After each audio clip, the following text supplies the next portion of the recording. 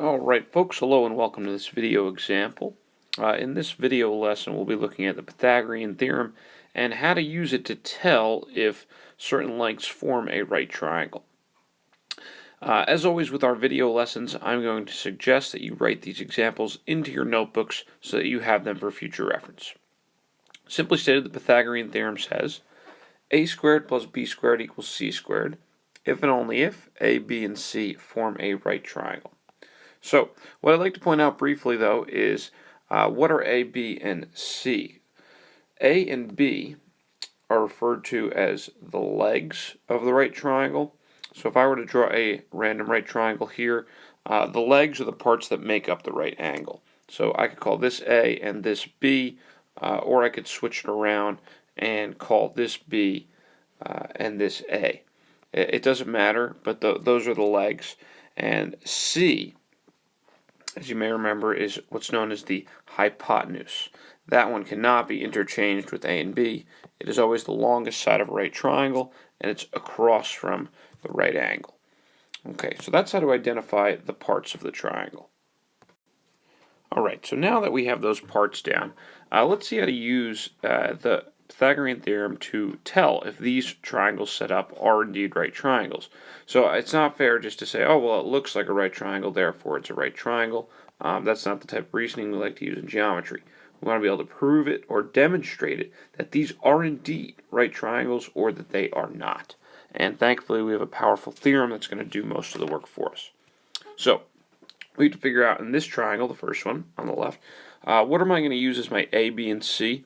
Well, the only candidate for C, which has to be the longest side, is the 11, because that's clearly the largest number.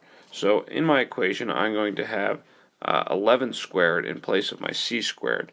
And on the left-hand side, I can use 6 or 8 as A or B, and I will write 6 squared plus 8 squared equals 11 squared. Now, I'm going to put one little important note here. It's not good to just write an equal sign if you aren't sure yet that things are equal. So I like to put a little question mark above them because you don't want to declare to the reader that things are equal when they're actually not. So let's check if these are equal. This comes out to 36 plus 64. 11 squared, hopefully you have that memorized, is 121. If not, you can check it on a calculator. And this comes out to 100, which does not equal 121. So according to our if and only if statement, if this equation is true, then they form a right triangle.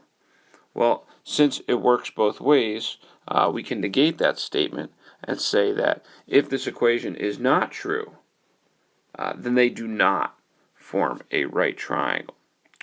So we use the Pythagorean theorem to tell that this triangle on the left here is not a right triangle.